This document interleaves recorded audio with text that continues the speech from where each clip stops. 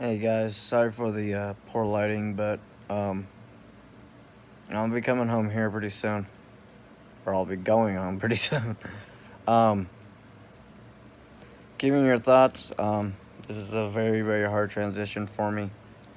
I'm trying to transition from the military world into the civilian sector. Um, for those who have been in the military, are currently serving, you are about to ETS out. You understand what it feels like to um, transition or being the part of transition. Um, I'm due to fly home next month or February, so I got about 2 weeks left before I actually permanently am no longer a service member but am considered a civilian. Um, it's been a hell of a ride, I have to say that. It's been one hell of a ride. 2 years of active duty component. I'll be put in inactive ready reserves, which is pretty much the backup for the ready reserves. Who, if you don't know this, it backs up the ready reserves. I mean, the active component, excuse me. Um, so we're pretty much the backup for those who are in the reserve or National Guard. Um, that means I don't have to do the mandatory monthly training or spend 2 weeks of my, spend 2 weeks every year or whatever is the mandatory regulation for reservists every, every time.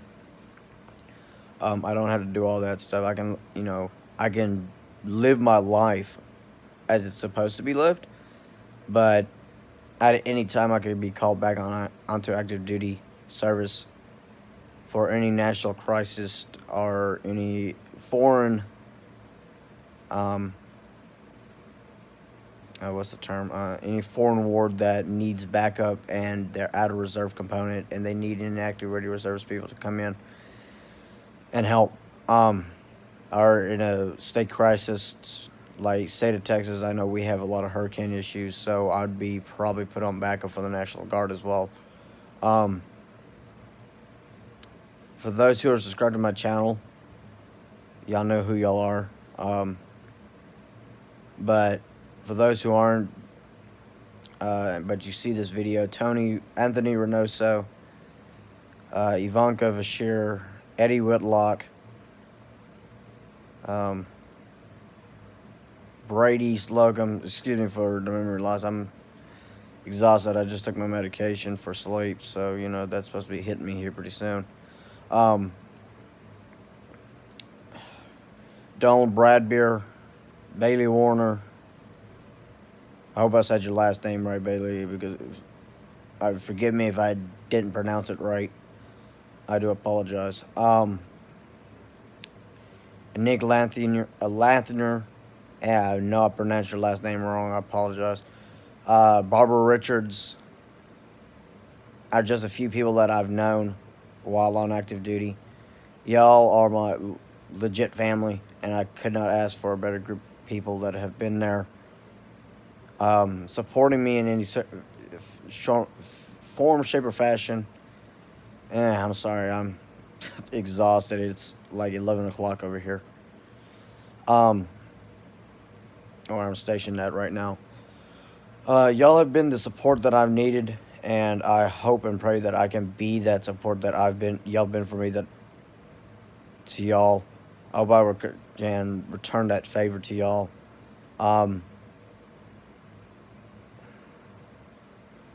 Yeah. Yeah, I mean, I couldn't ask for a better group of friends than those that I've just mentioned. They've literally been there ever since we all met. I've known Ivanka and Eddie since we all got here at the exact same time. We all met in the dining facility that we have to go to every day, or don't have to go to, but we choose to. We were in processing together. We were in the same in processing company at the exact same time. And me and Whitlock, it's a funny story. We and Whitlock actually met in the dining facility. We were. I think I was sitting by myself, kind of not knowing what to do because I had just gotten to South Korea, and I was in force comms yet again, but it had been so long.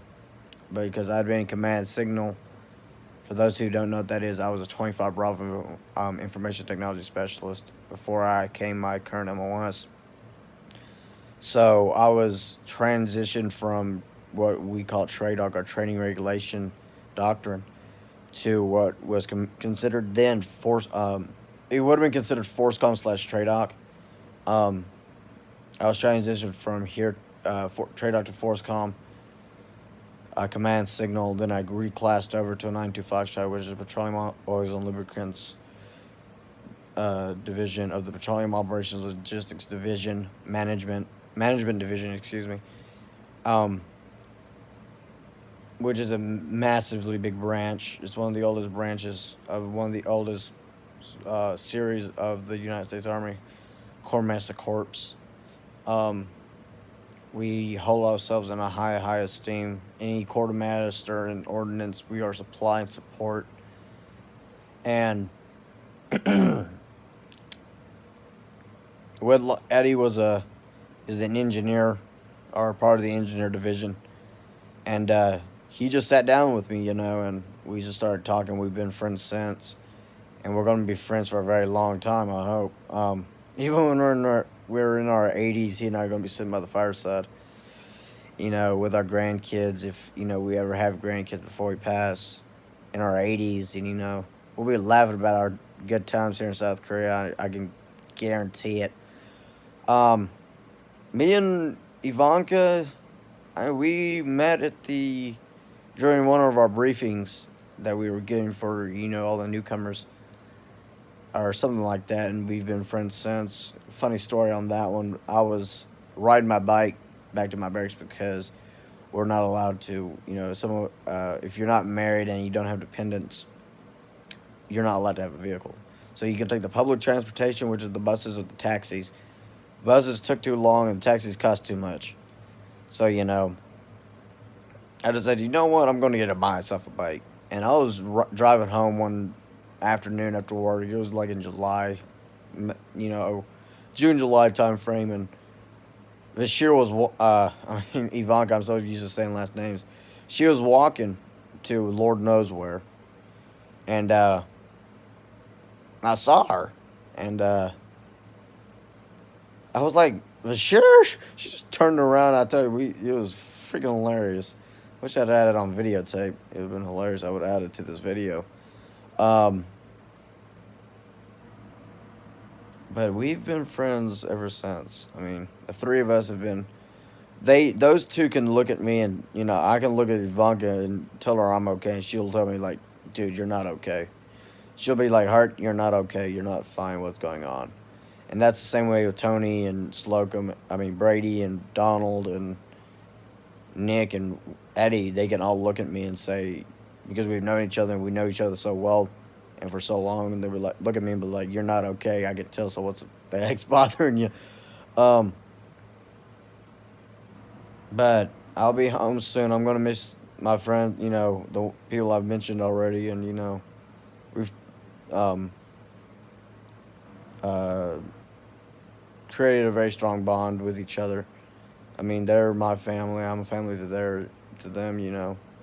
Family don't ditch on each other. I'm gonna tell you all that. If you have somebody that's, family doesn't have to be blood. It really doesn't. You don't have to be related to somebody like blood-wise to be their family. If they care about you and you care about them, that family that it's just going to be more than just a friendship. It's going to be a tight bond because you know them, they know you. And, two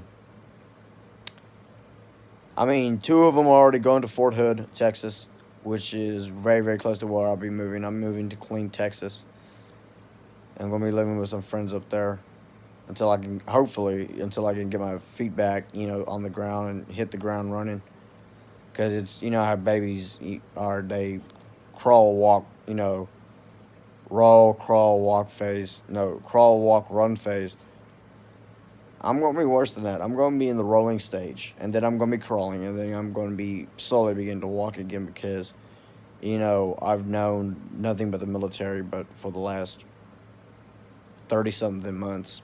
You know, I came in 2016, terrified like you don't know what. I didn't know what I was getting myself into. I was a terrified E1, climbed the ranks, gotten, hemmed up on more than one occasion, gotten in trouble. It was some stupid stuff that I did and I shouldn't have done it. I knew better. But it's going to be a very, very hard transition for me personally because I know how I am. It's very, very hard for me to adjust to certain things depending on what it is. But the Army's taught me some valuable lessons. I mean, from our friends back home, I know they're not going to recognize me whatsoever. I'm not the same person I was back, 4 years ago. I'm not the same person that people knew then that I am now, because they knew me as a very, very upbeat, energetic, always had a smile on my face type of person, especially those who I went to high school and college with. But now it's to the point that I don't smile very often. Because one of the things that the Army teaches you is to hide your pain. Either, suck it up and embrace the suck. Embrace the dang suck. Embrace the suck. I went to Fort Benning for basic, so, there was not much that you could learn, but, drill sergeants in your face, screaming at you, telling you not to smile, not to laugh, telling you how to act and all this other stuff. So, it's very, very hard to make me smile. I mean, if you do catch me smiling nowadays, it's because whatever you said or whatever you showed me, like picture-wise or whatever, or some sort of comment on Facebook, that would have made me smile. But a lot of the times I will smile to hide the grief of a dear friend of mine. And I was talking to one of my friends the other day, Brady. I was talking to Brady 2 or 3 days last weekend. And he had sung a song that, made me have a severe flashback. And he was like, dude, I'm sorry, but, you can't be blaming yourself for what happened to this guy. And I was like, look, what happened then, it happened in 2017. But a lot of the pain and a lot of the guilt is still on my head. And for a very, very long time, his mother, poor guy's mother, was actually sending me death threat letters. Which a lot of you might find scary, but that shit's actually really real. You think soldiers wouldn't get that stuff, but we actually, that was actually the first time that I'd ever heard of a soldier, any service member ever getting terror mail or blackmailing from a civilian. And it scared me, and it scared my NCOs. And it got to the point that I was actually placed under protective custody under the United States government. I was put in put under watch. I was I was transferred to another barracks, where the barracks were very rarely, if ever, used. I was the only person in that barracks, quite literally. That housing, for those who don't know what barracks means, it's a housing facility for single soldiers. So I was placed there for a very long time. I had to have somebody look at my mail, determine if it was blackmail, they wouldn't let me see it. If it was clear to come through, they would let me see it. I had private instructors. I pretty much had a guard on me 24/7 because they didn't know when this family would show up and actually, try to, infiltrate the insulation, the post, and try to come after me. Because these people were very, very sophisticated. They knew what to do. Apparently, the father was prior service himself. So, that stuff right there scared my NCOs. I wasn't even allowed to leave the barracks by myself. I had to call one of my friends from my company to come over there and get me. Quite literally, if I wanted to leave that building, I had to have a friend of mine come get me come with a battle buddy or a partner, so just make sure nobody got in trouble. They had to come get me and escort me to the exchange, the PX, or what we call the PX. It's pretty much like the military version of the Walmart, or the commissary, which is the military version of the civilian HEB. Wherever I wanted to go, I had to have at least two people with me, two or more people. And even if I was in a taxi, there was an MP at least 100 feet behind me, and they would be civilians, but they would be watching my every move. Just for say, y'all might find that weird, y'all might find that creepy AF, but they were doing that to keep my head alive. And my friend of mine was telling me, like, dude, you need to realize that stuff like that happens. People will commit suicide all the time. And I told him this situation. He was like, oh, I can actually understand where you're coming from. And for those who don't know, I am a suicide survivor. I attempted to slit my wrist one time, and I survived that incident. And then, I lose a friend to suicide, and that a lot of people joke about suicide. People talk about suicide if it's a joke, and I look at them like, why are you talking about this around me? They look at me like, why are you getting so defensive and everything? I'm like, I don't joke about suicide. Suicide is not something I joke about now, because I've lost a battle buddy. My brigade alone lost 3 people within a matter of a week. And it was around the time that it was the first year anniversary of my friend's suicide, and I was in a very, very dark place of my life. But for those who are going to see me later down the road, in my hometown, if I ever do come home, be ready. You're not going to know me. I'm giving you a fair warning. You're not going to know me. You're not going to recognize me. I'm not the same Daniel A. Hart that people knew way back when. But y'all have a blessed rest of y'all's day or evening, wherever y'all are at. I don't know where, who's going to see this or whatever, but y'all have a great rest of your day or night, evening. Have a great supper, breakfast, dinner, whatever. And I'll see y'all on the other end.